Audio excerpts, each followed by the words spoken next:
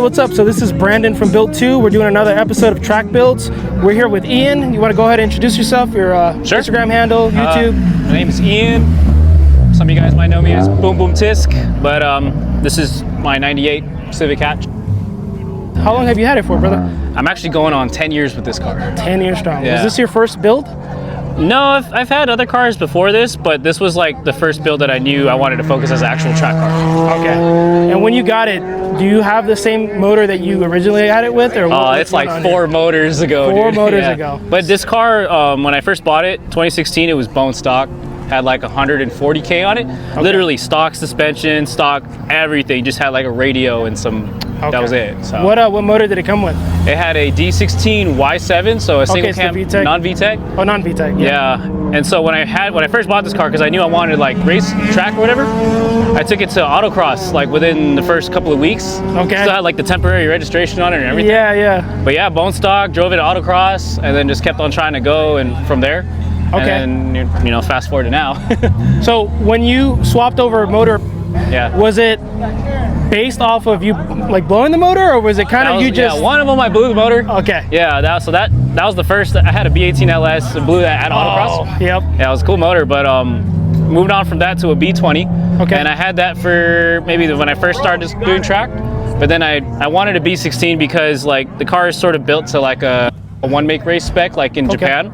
And so I wanted to copy some of the N1 style with the engine size and tire size, the overall aesthetic of the car. So cool. So yeah, well, let's talk about those tires. What are you running right now? Today we're on Advan AO52s. Okay. They are 205/50 R15s. And we have 15 by 6.5 SSR Type Fs on it. Okay, nice. And then coilovers, what are you running right now? Coilovers, first of all, I got to give a shout out to my guys at S3 Suspension. That's what's on there right now. Awesome. So we have the S3 Street and Track coilover version. It has 14K spring rates in the front, 10K in the back, and there's Swift springs too, with helper springs. Okay. Pretty great setup. Awesome. Yeah, I mean, we were talking about this earlier offline. I'm running 14 and 10 on my Del Sol, and, and I feel like right now that's a good. It's a good number for these cars. I mean, you could obviously adjust it from there, but yeah, definitely for starters or baseline, can't go wrong. Okay, sick, awesome. Are you running any bracing, anything like that? Well, I'll pop the hood for you here. All right, yeah, let's get to it. And let's see. So it's a B16, guys. It's not a K-Series. Nice. I'm not lying, but yeah. So we got a Cusco strut bar in the front. It's got a matching one in the back. Okay.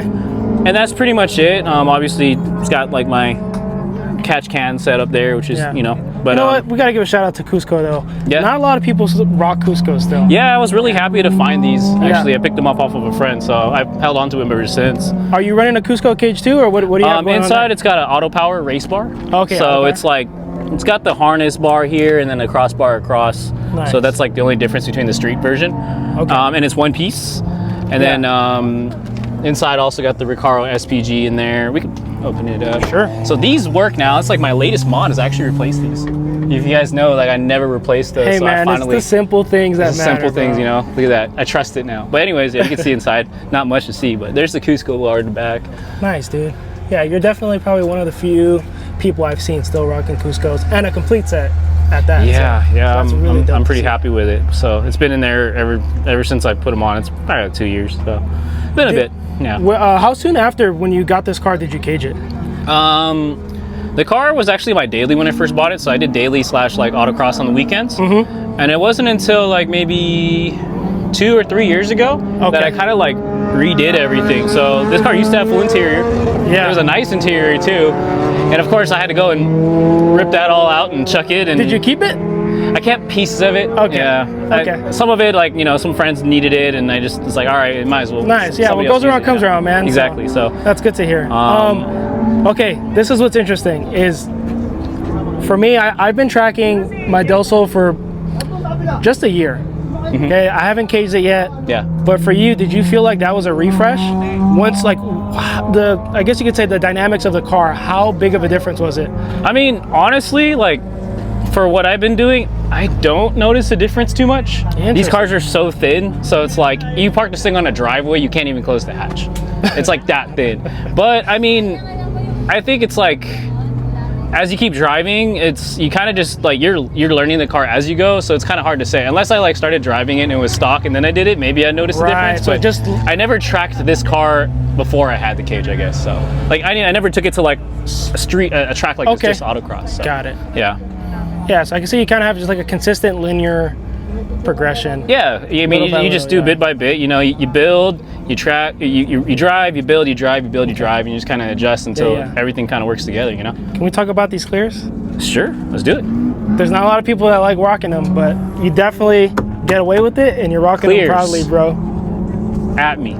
Yeah, these are good. Yeah, I'm pretty happy with them. It just, again, it's like a lot of the style of the car is very like Japanese circuit style, and so like I was like, everybody there has them, so I want them here too, you know, like. But yes, yeah, this is awesome. But a little bit 90s style too, of course, you know. Okay. Yeah. Let's take a look at the interior, man. What are you running? What kind of seat do you got? Recaro SPG bucket. It's got do you mind G-force harness. Yeah, sure. Open the door. Nice. Yeah, so Recaro seat, PCI seat rails. Everybody, you guys have probably seen that right there before. Got my trusty clutch block. Oh, is that Plank from Ed and Eddie? Yeah, dude, he's still doing good. Dude, yeah, in case you guys were wondering where he was, there he is. Must be the brains, huh? Where's the stuff, Planky? Fess up! Oh, silent, huh? Ah! Splitters! Oh, leave Plank alone, Eddie!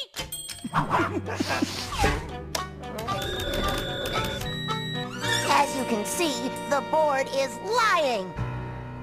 Then we got a Momo steering wheel, Monte Carlo 350 mil. Beautiful, man. Besides that, though, pretty simple. Fast line shifter, which to be honest, I might switch out. I'm kind of not the biggest fan of it. What are you thinking of getting? Maybe hybrid racing or whatever. It seems to be pretty. Yeah, something like that would be nice. Cool. But besides that, I mean, yeah, pretty much it. It's very not much to see inside. It's all right. This is clean, man. Thank you. And also, not a lot of people got this. Oh yeah. This is also something that's pretty cool. So yeah, this was from, there's a couple things on this car that I got during different trips to Japan. Okay. So this would be one of them. This is a Zero Fighter window net. I actually bought this banner, the window net, the front and rear tow hooks on the car, and the exhaust. That was all from Japan? Zero Fighter, yeah. Did you bring it on like your carry-on luggage, or how'd you get away with it, bro? I did, yeah. It was kind of crazy.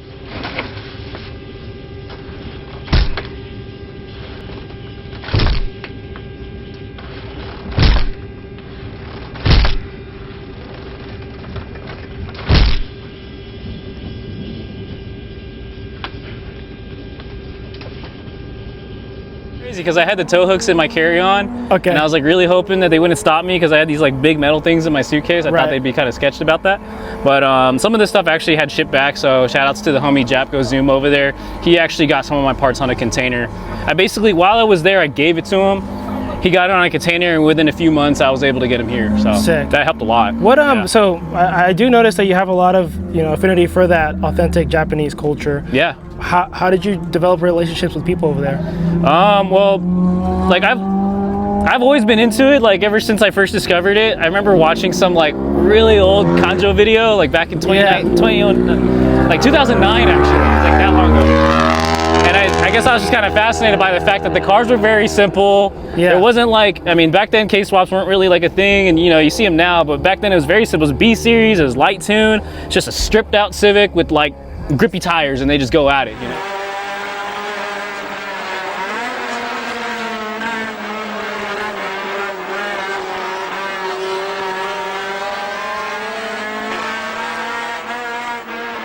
I always thought that like that kind of rawness was, I was always drawn to that.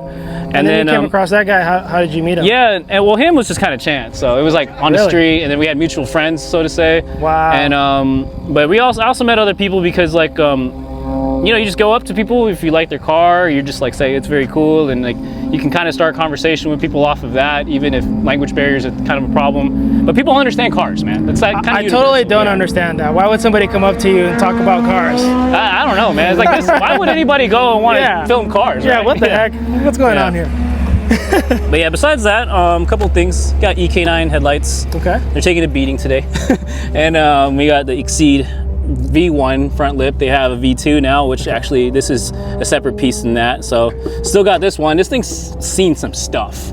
Like I don't know how it's still on the car. It's still going, dude. It's still going. Yeah. Just don't touch underneath it if you don't want splinters. But dude, this thing, shout outs to Exceed for that, dude. It's thing's bulletproof. Sick, man. But Okay. Is there anything else you want to talk about with the motor? You said you had the trans is a hydro transmission. Yes, so that's one of the most recent major things I've done to this car is it has a rebuilt transmission from Syncrotech. Okay. So it's still stock B16 gearing, like final drive is, I think it's still 4.4 final drive. Okay. But it has new synchros, so carbon synchros to refresh it because I was having a lot of shifting issues. And then on top of that, we did a M Factory 1.5 way LSD. And so that's definitely like helped, I'd say on the exits especially, like you could get on throttle, you have more confidence because it's putting power down on both wheels. Okay. It sucks driving it on the street. Sure. But it's great on the track. What do you pay attention to your times? Is that something you kind of? Yeah, of course. All right. Hey, we gotta know, man. But today, how are you doing today? Today we're doing a minute 29.3, which is okay. I did like a 28.7 last time we were here. Was that your PR? That's my PB here so far. And so obviously not the fastest time. Like you got guys like this right here. This dude runs like a freaking 26, 27, and he's like a B20. This guy's a beast. Nice. But yeah, it's just trying to. Today is about being smooth. Yeah, it's good weather for that too. Just to try to get that feel, that rhythm on the track, definitely. But definitely today, like I think what I'm changing up is like my driving. Like I'm trying to. Everybody gives me crap about hand placement, so I'm like been trying to like input some of the people's advice, you know, and then like trying not to shift too much, so just like things like that, just to make the driving smooth. Driving with intent. We actually have another track day next week at Buttonwillow, and that'd be my first time there. So I'm not trying to kill the car today. Yeah. Yeah. So it's like I guess today is a bit of a shakedown and a bit of like just trying to practice some of the things that I've learned at other events from you know pointers from other people. So.